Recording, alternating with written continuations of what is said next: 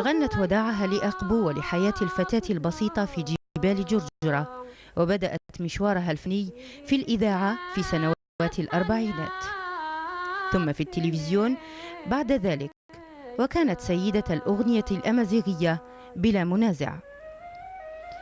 قدمت عدة أغاني منها يا زرزور سنة 1956، أزواو سنة 1972، أسني وذي فنجال سنة 1990.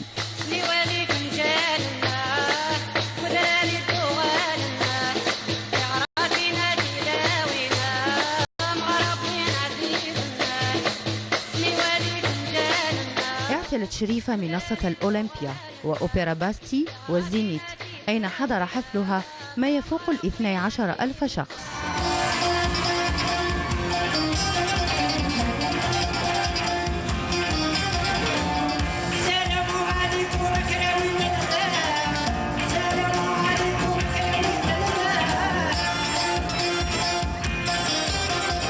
ببساطة أغنيتها وجدية مواضيعها اختفت شريفة عن دنيا الوجود، مخلفة وراءها أكثر من 800 أغنية، وهي في عمر ناهز 88 سنة.